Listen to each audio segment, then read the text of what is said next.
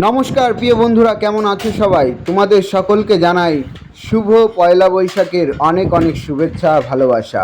প্রিয় বন্ধুরা, আমি পৌঁছে গিয়েছিলাম চড়কের একটা অনুষ্ঠানে। আজ তোমাদের সামনে সেই ভিডিওটাই নিয়ে চলে এলাম। আশা করি তোমরা অনেক অনেক ভালোবাসা দিয়ে পাশে থাকবে। দেখো প্রিয় বন্ধুরা, এখানে চড়ক গাছ রয়েছে।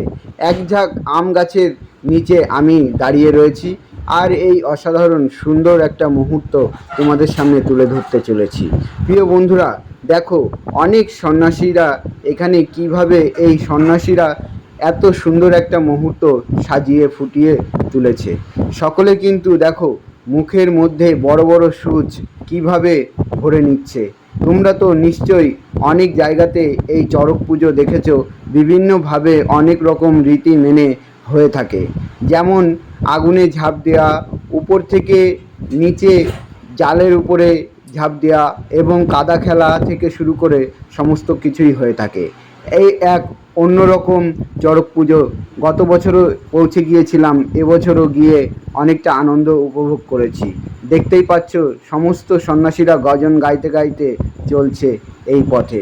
আর সকলকে বিনোদন দেওয়ার জন্য দেখাতে পারছি তোমাদেরকে অনেক অসংখ্য পেরেকের উপরে কিভাবে সন্ন্যাসী শুয়ে আছে। সেই দৃশ্যটাও কিন্তু দেখবার মতন অসাধারণ। দূর দূর দূরান্ত থেকে অনেক দর্শনার্থীরা এখানে এসে থাকে। আর এই জায়গাটা কোথায়, চলো তোমাদেরকে সেটাও জানাবো এই ভিডিওর মাধ্যমে।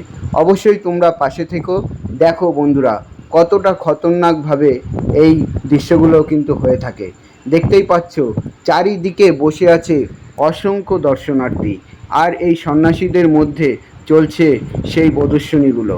একে একে দেখো প্রিয় বন্ধুরা। এবার তোমাদেরকে দেখাতে পারছি বুকের উপরে ঢাক তুলে নিল, আর এই ঢাকটি বাজিয়ে সকল দর্শনার্থীদের কিন্তু দেখাবে। আর এদিকে দেখো বন্ধুরা, সকলকে ভক্তদের মধ্যে বিলিয়ে দিচ্ছে বাতাসা।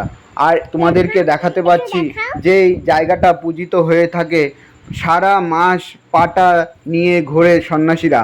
আর এখানে সেই চড়ক গাছে এবার বর্ষি পিঠে ফুটিয়ে সেটাই কিন্তু ঘোরা চালু হয়ে গেছে। সেটাই দেখবার জন্য আমরা কিন্তু সব বান্ধবে চলে এসেছি। আমার সাথে রয়েছে মনামি, এখন একটু আইসক্রিম খাচ্ছে। আর এইদিকে চড়ক গাছে এই ঘোড়া প্রদর্শনীটা দেখছি। অসংখ্য ভক্তরা কিন্তু এখানে এসেছে। প্রিয় বন্ধুরা, তোমরা যদি আসতে চাও সামনের বছর অবশ্যই চলে এসো।